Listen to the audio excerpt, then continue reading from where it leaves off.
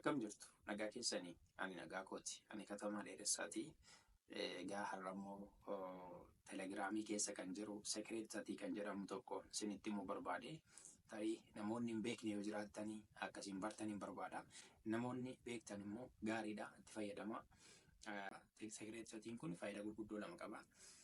Inni jalqabaa nama duukaa gaafa haasofnu hiriyaa keenya duukaa qaama kamiyyuu duukaa gaafa haasofnu misejjii keenya yookiin waan nuti wajjin haasofne namichi forward akka hin goone yookiin immoo gara nama biraatti forward akka hin goone yoo kan barbaanne ta'e sekireetii kana fayyadamna jechaadha.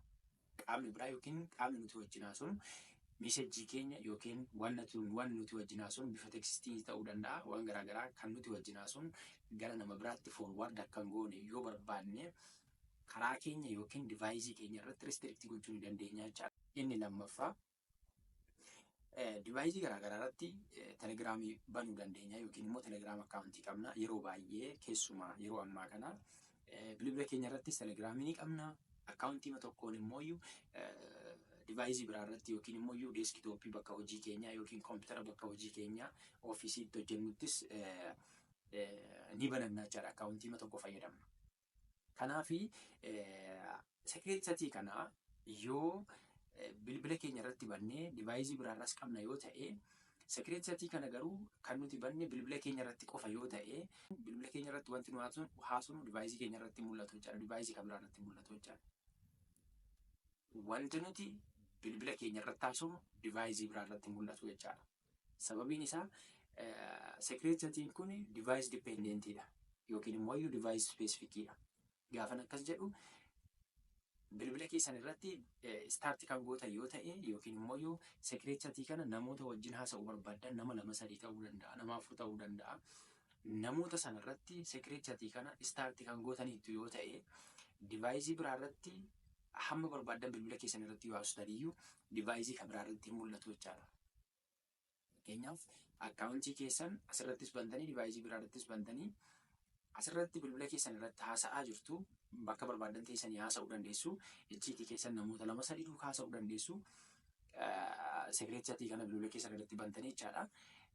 Namni biraa garuu tarii deeskitooppii keessan kan fayyadamu yoo ta'e telegiraamii keessan waan garaagaraaf kan fayyadamu yoo ta'e yoo bane jechaadha wanti asirratti haasoftan achirratti mul'atu jechaadha. Kanaafi faayidaan isaa inni lammaffaa isa kanadha jechaadha. Kanaafi sekireetiin kun divaayis spesifikiidha. Fi akkasumallee storage isaa telegiraam cloud dependency osoo hin taane dependentii osoo hin taane divaayis storage dependentiidha jechaadha. Kanaaf wanni isin asirratti haasoftan telegiraama kan biraa irratti yookiin akkaawuntii keessan kan biraa irratti mul'atu jechaadha.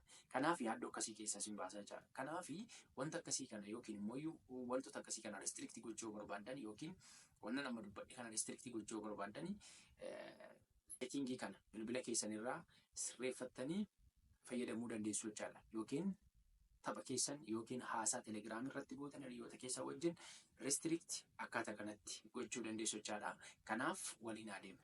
Kanaafi gara telegiraamii keessan dhaqxu gara telegiraamii keessanii dhaqxanii sana booda namicha irratti sekireetii istaartii gochuu barbaadan select gochuu dandeessu.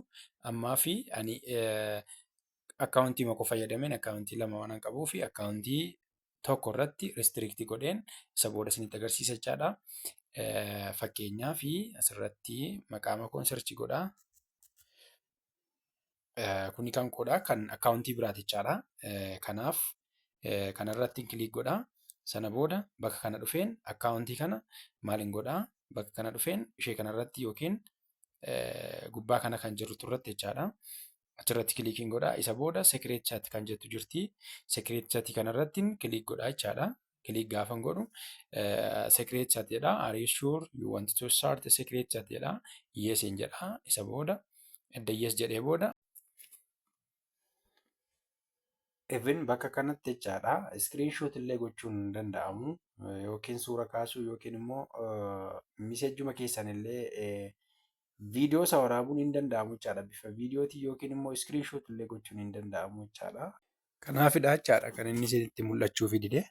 wantoota kana baasachaadha. You are invited katamaa D to join secret chat. Secret chat use end-to-end encryption. Leave no trace on our server. Have self-destructor timer. Do not allow forwarding jedha. Kanaafi asirratti restrictii waan an godheef namichi ani restrict godhe kun jechaadha. Miseejiin ani isa wajjin taphadhu forward gochuu hin danda'u jechaadha. Kanaaf miseejii nuti wajjin taphannu end to end encryption jechaadha. Device biraa irratti waan inni asirratti taphadhu device biraa irraa account yoon qabaadhe illee hin mul'atu jechaadha. Because device specific bilbila kana irratti qofan restrict godheera waan ta'eef jechaadha. Kan biraa irratti hin mul'atu jechaadha. Kan biraa immoo iyyuu Cloudii yookiin immoo cloudii telegiraamii kanarratti yookiin immoo servera telegiraamii kanarratti stooriin ta'u jechaadha. Daataan koo kan inni stoor ta'u yookiin immoo wanni ani wajjin taphadhu kuni bilbiluma kanarratti qofa stoor ta'a malee servera telegiraamii kanarratti yookiin immoo cloudii telegiraama kanarratti miti jechaadha kan inni stoor ta'u jechaadha. Gaarummaan isaa kanadha. Amma egaa nama kan biraa restrict godheera. Kanaafi isa booda maalan godhaa? Namichi restrict ta'eera hin mul'ata jechaadha bifa kanaan. Fakkeenyaaf kana akka nama biraatti fudhadhaa isinii. Kanaafi namichi gaafa telegiraamii isaa banatu fakkeenyaaf isa kanadha waan ta'eef isa lammaffaarra jirudha. Gaafa telegiraamii isaa banatu bifa kanaanidha jechaadha kan inni mul'atu. Bifa kanaan mul'ata. Isa booda starting godhamaa jechaadha. Fakkeenyaaf nama kanaaf miseejii ta'een barreessa. Miseejii ta'ee gaafa barreessuufi jechaadha. Fakkeenyaaf miseejii ta'ee nan barreessaafi miseejii ta'ee nan barreessaafi hi how are you yoon jedhee fakkeenyaaf jechaadha. Ergeeraaf jechaadha.